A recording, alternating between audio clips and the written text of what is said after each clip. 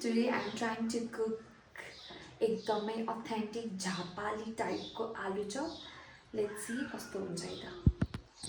So यहाँ रहेको छ मेरो आलु अनि मैले यहाँ राखेको खुर्सानी चप गरेर यहाँ चाहिँ ब्याटर चाहिँ एकदमै बाक्लो हुनुपर्छ. मैले यसमा नुन अनि मरिच र बेसार अनि अलिकति फुड कलर राखेर बनाएको छु. झापाली टाइपको यो ब्याटरमा चाहिँ एकदमै ब्याटर चाहिँ अलिकति बाक्लो हुन्छ कि त्यो बाहिरको बोक्रा. इफ यु नो तपाईँ झापाबाट हुनुहुन्छ अथवा झापाको आलु चप खानु भएको छ भने. अनि हामीसँग छ यहाँ प्याजको पत्ता. मैले चाहिँ यसलाई अलिक अघि नै फ्राई गरेर नुन बेसारहरू अनि अदुवा थोरै तेलमा अदुवा फ्राई गरेर राखिसकेको छु. अब यो सबै राखेर खुर्सानीहरू प्याजहरू राखेर हामी यसलाई म्यास गर्नेछौँ है त.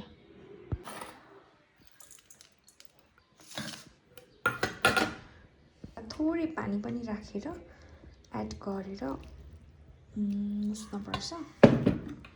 मिठो चिया पनि पाकिरहेको छ र तेल चाहिँ मेरो अघि खारिसकेको छ.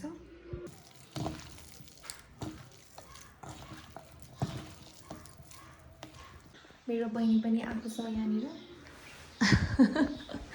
मलाई हेल्प गर, म भिडियो बनाउँदैछु. हाई. हेलो. यहाँ चाहिँ आलु रेडी भइसकेको छ. एउटा के बनाउनु भएको आज? झापाली स्टाइलको आलु चप बनाउने कोसिस गर्दैछु. कस्तो हुन्छ. यो सबै मजाले स्म्यास गरिसकेपछि चाहिँ यसलाई हामीले थोरै थोरै लिएर च्याप्टो बनाउनेछौँ.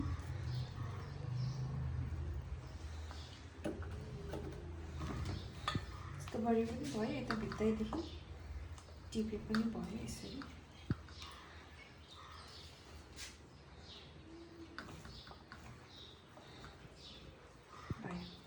ल. अब यसलाई हामी यहाँनिर डिप गरेर ब्याटरमा डिप गरेर मजाले अलिकति पारा आएन जस्तो छ उकिलालाई. ओके. यहाँ हाल्नेछु.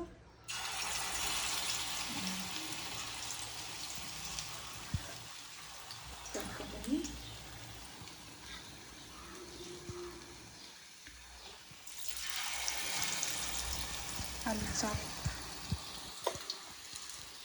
कस्तो हुने हो. मलाई एकदम क्रेभिङ भइरहेको थियो. अब खुट्टाको सुप पकाउनु त आउँदैन. ट्राई गरौँ न भनेर. झापातिर चाहिँ यस्तो ल्याम्चो खालको पनि बनाउँछ. तपाईँहरूलाई थाहा छ कि छैन. यस्तरी पनि आलु चप बनाउँछ. यसलाई म अहिले फ्राई गरेर देखाउनेछु. आलु चप चाहिँ रेडी हुनै लागेको छ. अलिकति हामी यसलाई फ्राई गर्नेछौँ. तिनवटा चाहिँ फर्स्टको हो. आई थिङ्क हाम्रो यो फर्स्टमा हालेको चाहिँ रेडी भयो जस्तो लाग्यो यतिको. सो अलिक फ्राई गर्न मन लाग्छ भने अलिक राख्दा पनि भयो. यसले तारेर अर्को पनि